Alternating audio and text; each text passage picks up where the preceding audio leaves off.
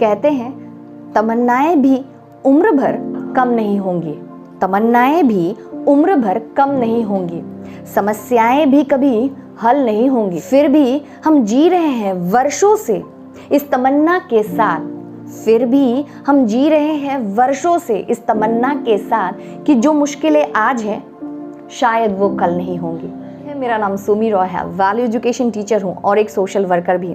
चलिए सुनते हैं कहानी एक तमन्ना की, एक आशा की, एक किरण की।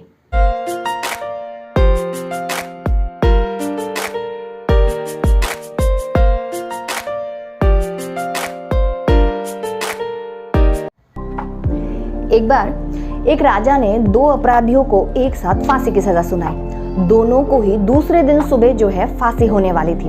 अपने बचाव में आखिरी बार कुछ कहने के लिए उन दोनों को मौका दिया गया था।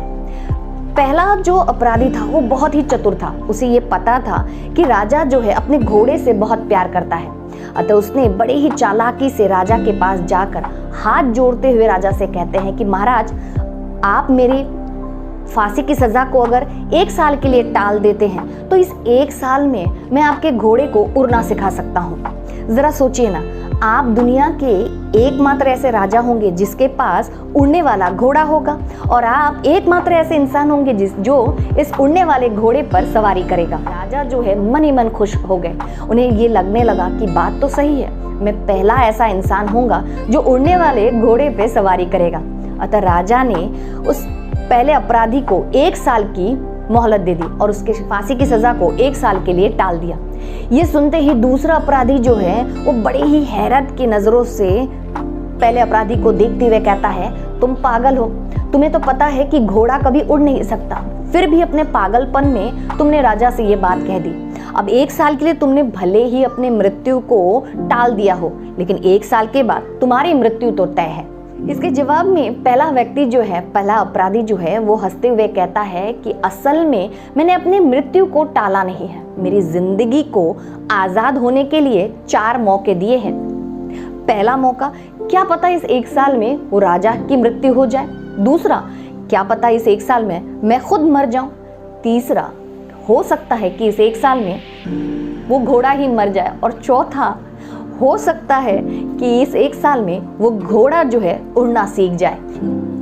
कुल मिलाकर बात यह है कि आशा है तो हमारी जिंदगी है।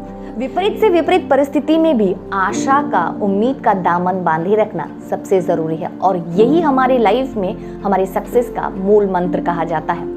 आज कोरोना की स्थिति पे जहां सारे और नेगेटिव ही नेगेटिव है, वहां पे थोड़ी सी पॉजिटिविटी हमें बनाए रखनी है। भले ही केसेस बढ़ रहे हैं लेकिन रिकवरी रेट भी हाई हो रहे हैं। अस्पतालों में नए बिस्तरे लगवाई जा रही है, ऑक्सीजन की मात्राएं भी बढ़ाई जा रही हैं। ट्रेन से हो, फ्लाइट से हो, एरोप्लेन से हो, वैक्सीन हर शहर हर जगह पे पहुंचाया जा रहा है। हर किसी को वैक्सीन मिले जा रहे हैं, वैक्सीन दिए जा रहे हैं। इस कठिन परिस्थिति में जरूरी है थोड़ी सी आशावादी होने की, थोड़ी सी उम्मीदों को जगाए रखने की। याद रखिएगा, उम्मीदें हैं, आशाएं हैं तो हमारी जिंदगी खुशहाल है। मिलते हैं एक नए थॉट और एक नए स्टोरी के साथ मेरे ही इसी चैनल पर। कहानी अच्छी लगी तो शेयर तो जरूर करिएगा, मेरे चैनल को लाइक सब्सक्राइब भी करिएगा। मिलते हैं अगले हफ्ते, तब तक के लिए खुश रहिए, स्वस्थ रहिए और घर पर ही रहिए। हरिओम।